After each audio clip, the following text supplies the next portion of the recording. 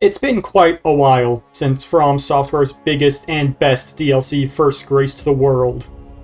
I'm sure everyone by now has made some kind of boss ranking video.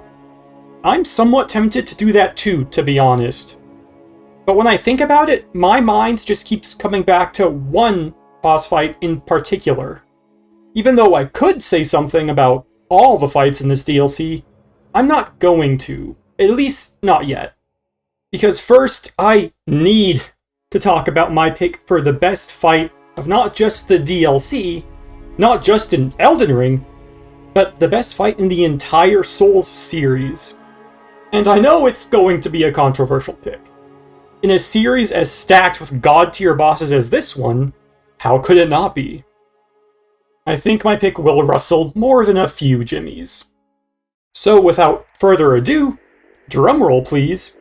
My pick for the best boss in the whole Souls series is Needle Knight Lita and her gang squad. Huh? Okay, this is gonna take some explaining. If you wouldn't mind, please leave a like and a subscribe to support my efforts. So, the big question is, why Needle Knight Lita? Isn't she just a regular NPC type enemy with no special moves? How could she possibly be a better boss than the likes of Medir, Gale, Radagon, or Ludwig? Well, put simply, it's because of the narrative. Specifically, the way this fight is presented. But before I can get into all that, I need to go back. Actually, I need to go way back, all the way to Demon Souls to explain what I mean. Ever since the inception of the Souls series, the narrative has been kinda awkward. The actual story of all these games is pretty simple. Yeah, there's a crapload of lore and history you can dig into, but the story you yourself play through is usually some iteration of go kill this guy because he's a big meanie. I personally have never really liked this approach to storytelling. It's very impersonal to me. Don't get me wrong, reading item descriptions can be cool, but it's cool like how sitting through a really good history class is cool. I wouldn't do that over watching a film. I struggle to care about the circumstances of the world if there aren't people in the world I can attach myself to. Of course, I would be lying if I said the Soul series didn't have standout NPC characters or NPC quest lines. In the first game, we have characters like Solaire and Siegmeyer. In Dark Souls 2, we have Lucatiel, and in 3, we have Greyrat. All of these characters have their own well-written stories that end in tragedy. But the stories are ancillary to the main goals of the game. They're just people going about their lives. Arguably, Lucatiel has overlap with the main character, since they're both trying to cure the undead curse. But apart from her, I can't think of any other character who would have a reason to be interested in our journey. I could be forgetting someone though. If you could remember a character like that I might be forgetting, then let me know. Anyway, I want to talk about the NPC quests in other Souls games, to compare them to the NPC quests in Shadow of the Erdtree. In the DLC, our character, as well as 90% of the NPCs here, are all here for one reason: to follow in the footsteps of kindly Miquella. Right off the bat, I'm more invested in these characters. Their goals are my goals. I feel like I've joined a hotshot team of detectives all trying to find a missing person. And I feel like they also care about my success. We're all in this together. We're introduced to all these characters pretty slowly, as not to get too overwhelmed with a million new faces right off the bat. First, we meet Needle Knight Lita herself, the leader of the Miquella fan club. Then you're likely going to meet Redmane Freya and Hornsent. Then Sir Ansbach and Moore, and then Tialier and Dryleaf Dane. Each of these characters have their own reasons for wanting to follow Miquella, and they are all united under that goal. Even though some of them were once enemies, they've put their differences aside to work together with a singular purpose. It doesn't hurt that Miquella's cast a bit of a spell on them to all work together a little bit more efficiently. We are all utterly captivated by kindly Miquella. It is what binds us together. As you play the DLC, you'll get plenty of time to talk to them all and learn about what makes them tick. In battle, you can be sure I'll hold my own. You come often. You enjoy things. I like finding things. I like you. Uphold his covenant, Miquella shall, and in godhood redeem our rueful clan. Then Marika and vilest Erdtree both will at last be from divinity wrenched. Of St. Trina, her visage, her sen, the lore of velvety sleep. Would kindly Miquella chasten me for falling for St. Trina, while knowing that she was the discarded half? There were NPCs with questlines in the base game, obviously, but they were all side stories. They were easily missable.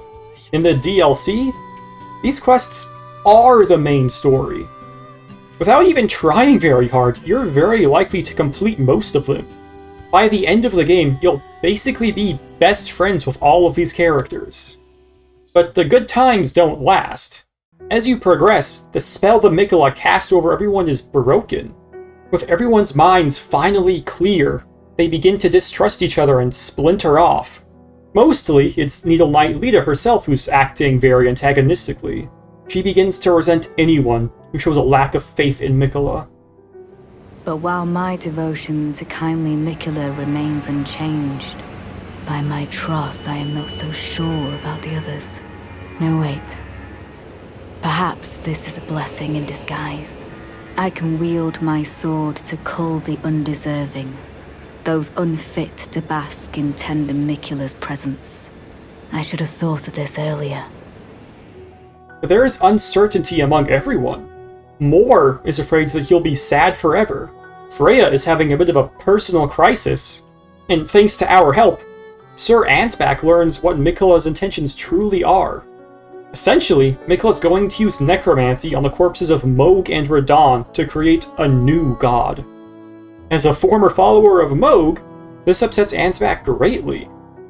Well, what's this?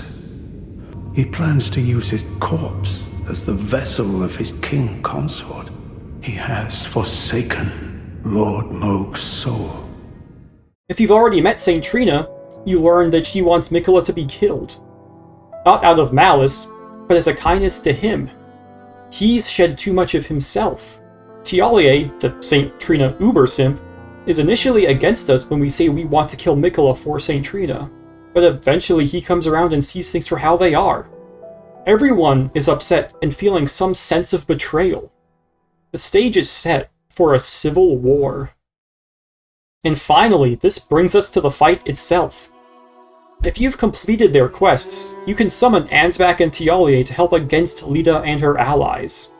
This fight absolutely demands that you summon as many people as you can, because every person who participates in this gauntlet provides unique dialogue during the fight. And oh, what incredible dialogue it is. When the fight starts, your first opponent is Freya. As a Redmane, she is just happy to get the chance to fight you. I could not hope for a worthier foe. This is our moment. Let's make it something to remember. And of course, she's totally on board with resurrecting Radahn so he can fight more too. Next, Hornsent invades you, likely while Freya is still alive. He hates all who are connected to the Erdtree. Mesmer, a child of Marika, burned his people to the ground after all. Since Miquella himself denounced the Erdtree, Hornsent is obviously on his side and wants to usher in the birth of this new god. Just as the woman said it would be. Lord of the Erdtree, Lord of Marika, you deserve to face the reckoning. But not to worry, this won't be a 2v1 forever. Sir Ansbach comes to your aid. As stated before, he's loyal to Mohg, and hates to see Mohg's bodies desecrated in this way. Pure-blood knights, I stand with blade aloft, blood afire, for the dignity of my lord and master Mohg. Then Mor joins the battle. He's simply afraid of being sad, and Miquella was supposed to relieve him of sadness. Out of everyone here, it's most tragic we must cross blades with him. You and I, fighting. A tragedy this is. If Moore's place in this is the most tragic, then Tialie's is the most surprising, at least to me. I am here to serve St. Trina, evermore. In my first playthrough, I was sure I somehow fucked up his quest. But instead, he joined me against Lyda to kill Miquella. His wish is St. Trina's wish, and she wishes to stop Miquella from becoming a god. I am deeply sorry for doubting you. I am here only to grant St. Trina's singular wish. I will stop Miquella the Kind. He will never become a god. Finally, the ringleader herself, Needle Knight Lyda, enters the fray along with Dryleaf Dane. Out of everyone, she is for sure the most resolute in her dedication to Miquella. By way of apology, I will reveal the marrow of my sword. Its needles that will stitch you into death. This battle isn't very hard or mechanically interesting, but it doesn't have to be. The scale is enough. When was the last time you were in a battle with 7 named entities in one of these games? All of these characters we've been with since the start of the DLC, some 40 plus hours ago, maybe more, are fighting each other. Brother versus brother, friend versus friend. They can't see eye to eye anymore, and they say as much. During the fight, battle chatter is going non-stop. By listening to them, you understand the true weight of this fight. Both sides are so convicted in their beliefs.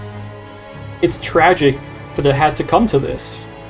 Simone, I do not wish to fight you, but I have no purpose I must see through. And they don't belittle or taunt each other either. These fighters honor each other with their words. They share speeches of mutual respect and admiration, while simultaneously trying to strike each other down. Well, good Freya, it will be my honor to test my blade against a Erdtree. Thank you, Sarandra. The mere sight of your blade sets my heart aflutter. All the more I yearn to crush it in my grasp. The dialogue isn't the only thing about this fight that brings joy to my ears. The music in this encounter is my favorite piece of the entire DLC. I'm not educated in musical theory, so I can't really say anything with certainty, but in my opinion, this song sounds epic in scale, while also being a little sad. It honestly reminds me a lot of a John Williams prequel score. If there is anyone musically gifted watching this video, tell me if I'm on the right track or totally off base with my feelings here. When this fight finally ended, I just sat back in my chair with a huge smile on my face. I had never experienced something like this before in a Souls game. This fight is the culmination of the entire narrative of the DLC. The music, the dialogue, and the time I spent beforehand with these characters is what cements this fight as the best fight in the entire series for me. More than just being super fun, I love this fight for the emotions it brings. But do you agree with me? I hope I at least explained why this fight is my favorite. But if it's not your cup of tea, what fight from the DLC was your favorite? Leave a comment talking about it. And if you liked this video, please subscribe. I might talk about the DLC a little more in the future, but I would also like to make some videos on other game series. I'm a huge fan of survival horror, so making something in that would also be something I would want to do. But it's really up in the air. Either way, if any of that sounds like a good time to you, stick around. Thank you so much for watching. Have a wonderful day, everyone.